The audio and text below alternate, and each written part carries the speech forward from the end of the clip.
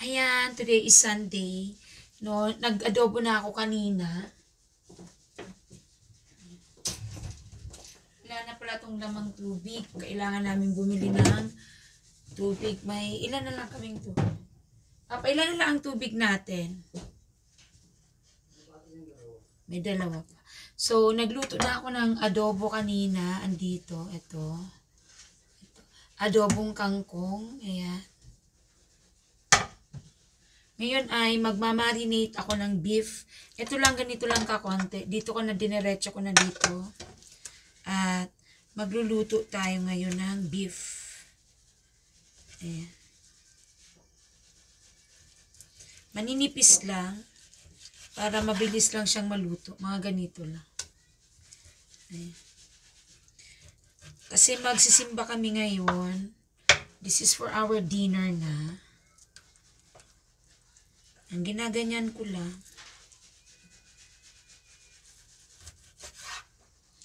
Hindi pa kasi ni tatay nakakat lahat.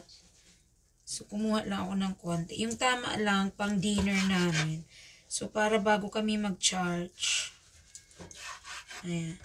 Kasi bukas may work na bukas. So, ayan. Para madali lang. Gusto ko pang mas nipisan. Kasi pag makapal ay matagal maluto.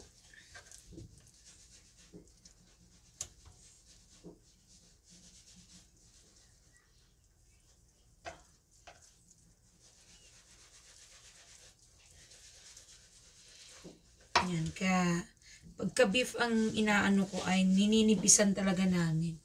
Ayan, ang cut. So, mga ganito ang cut. Ganyan. Ayan. And then, titimplang ko lang to.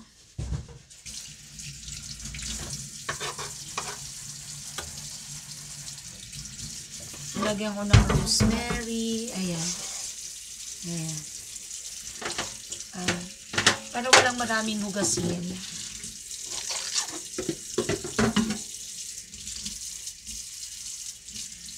Diretso ko na hugasan ang mga ginagamit ko.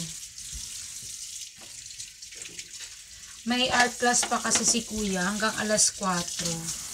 So, habang nag-aantay, at baka baunin na namin. At minsan kasi hanggang alas 8 ang misa. Well, pagka alas 4 kami pumunta doon hanggang alas 6. Ayan, tapos na sila kuya. Alas 4 na siguro. So, lalagyan ko lang nitong all-purpose na to. Kukunti na lang to. Ayan.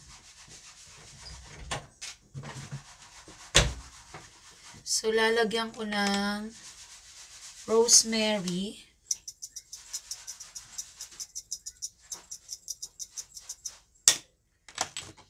Lalagyan ko ng ating pink salt.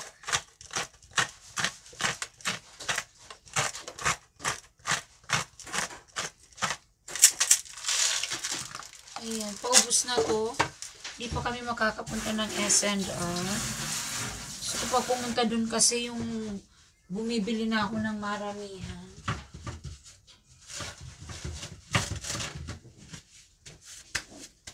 Ayan. Tapos, Italian seasoning. Yan lang.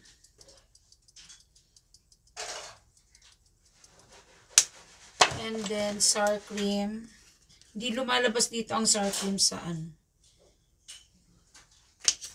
Wala naman ako ibang inilalagay. And then, Spanish paprika. Paulit-ulit sa lahat ng mga niluluto ko. Ganyan lang. Masarap sana nitong lagyan ng pineapple. And then, chili flakes. Para isahang luto na lang. And then, this time, ako ay maglalagay ng soy sauce dito. Gawa ng kulang na yung pang-marinate natin. Ayan. Tingnan nyo ang soy sauce namin. Kokonti yan. Bibihira talaga kami bumili ng soy sauce. Ayan. So, ayan. Tapos, lutuin ko na. Actually, hindi ko na siya ibababad ng matagal. Ayan.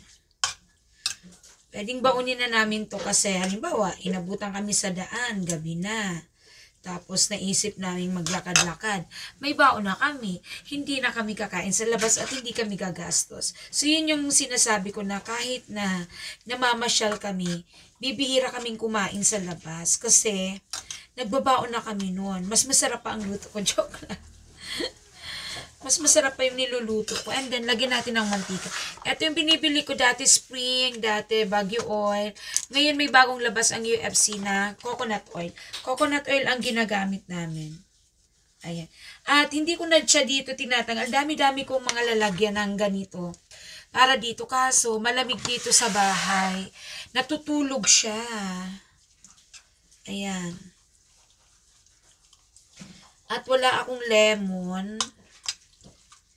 So, ganito lang. And then, iluluto ko na siya. Ganun lang ako kadali magluto. I love you, Ma. I love you, Baba. I want to show myself. I want to show yourself. Ayan. Ang aming prinsesa. And then, iluluto ko na po ito dito sa ating electric stove. Yung aming electric stove ay nakapatong dito sa aming stove. Kasi di ba ang mahal ng gasol ngayon? So, ngayon, dito ako sa electric stove gumagamit. Ayan. Ayan. Ayan. Kasi mahal to. Tapos bumili ako ng super kalan. Yung maliit lang. Mas mura yun. May 300 plus ka nun. Ay, ano na. May 300 plus ka nun. May isang buwan na.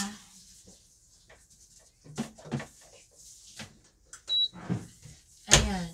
So, ganito lang. Fry.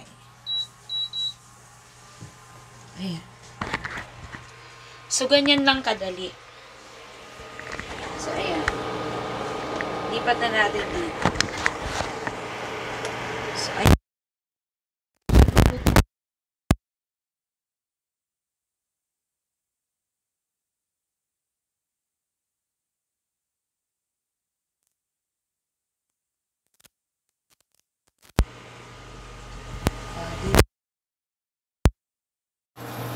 Ito na yung sabaw ni Mikmik. Ito na yung adobong kangkong. Ayan. Yan yung adobong kangkong. Tapos sabaw ni Mikmik. Tapos ito, ganito lang ang pagluto niya. So, diba, hindi na masyadong babad.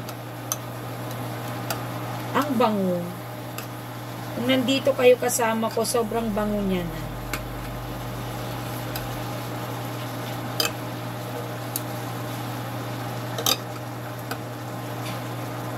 So, diba? Tapos maghahanda na ako ng kanin.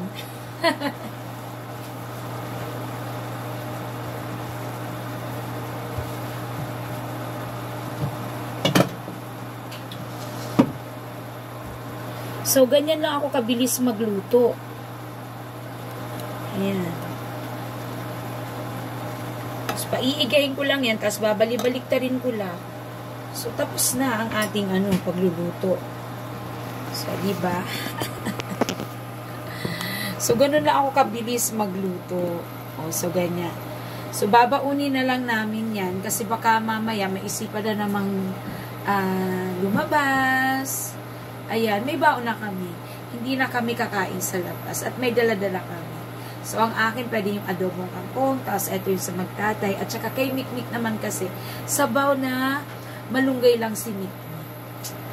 So, that's it. Ganyan lang. Malapit lang itong, mabilis lang itong maluto. Ayan. Napakabilis lang nitong maluto.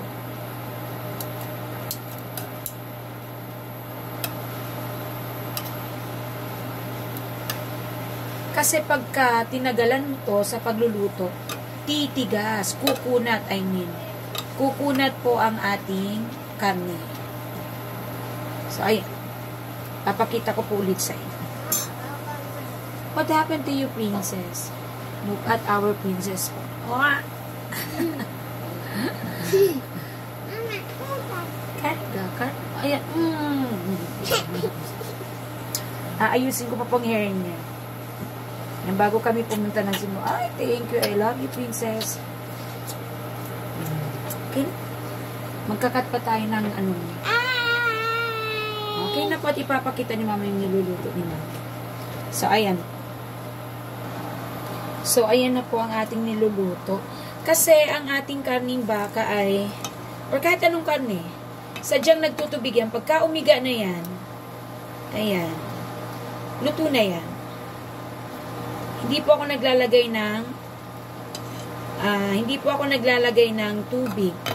Kasi kusang magkakatas ng tubig ang ating karne.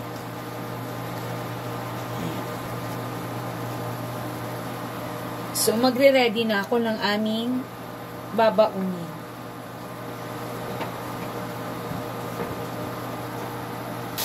At eto na nga, iga na siya. So, ganyan na. Ayan. Sa isang baliktad lang, luto na yan. Diba? Kunin natin.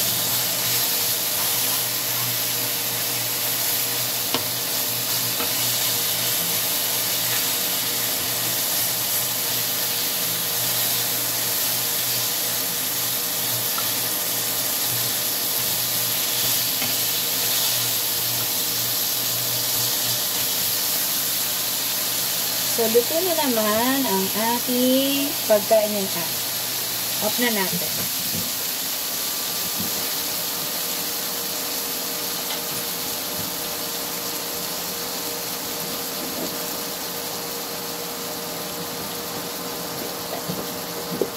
Diretso na natin lagay dito sa ating baon na. So, ayan.